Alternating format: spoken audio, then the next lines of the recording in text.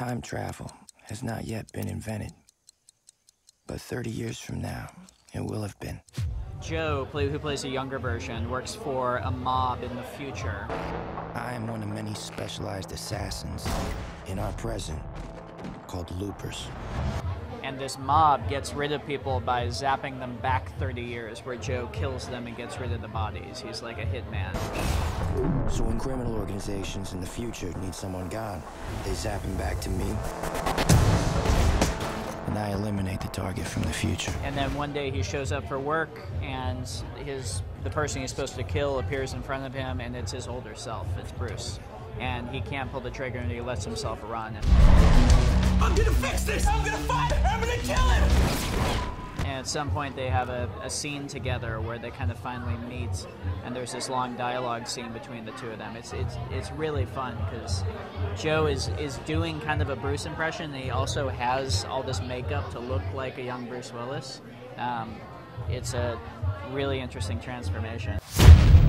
In the future, time travel is outlawed, used only in secret by the largest criminal organizations. Time travel is a really weird thing in narratives because it's so easy for it to completely take over the narrative, and for suddenly all you're doing is thinking about butterflies and paradoxes and grandfather. I also wrote the film, and I tried to figure out how to circumvent that and how to keep it about the story and the characters. So time travel sets up this situation, but then hopefully gets out of the way a little bit so that your brain isn't fried by the end and you can kind of enjoy the ride. This time travel crap just fries your brain like an egg. Sci-fi is, just been my favorite genre since I was a kid. It's kind of the genre I feel like we all grew up loving, from Star Wars to Blade Runner to Aliens. I feel like the genre of in movies, as our generation was growing up, the sophisticated special effects were kind of coming into a new phase, starting with Star Wars, and kind of grew up with us.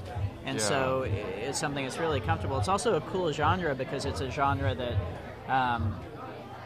it's kind of nothing. Just sci-fi on its own is not really a definable thing. It's something that has to combine with another genre. So, with Blade Runner, a sci-fi noir, or Alien, a sci-fi monster movie. It's really this kind of sheath that slips over something else. And to me, I love messing around with genre and mixing them up and matching them. And so it's something that really appeals to me. And it lets you play with some pretty cool toys and concepts and ideas.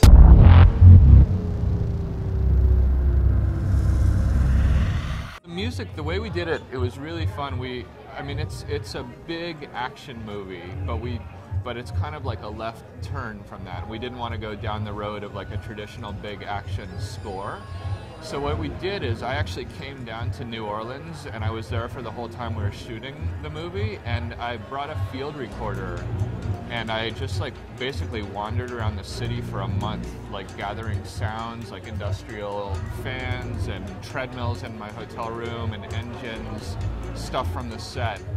And then I worked with a team to basically take these sounds from the world and turn them into playable instruments.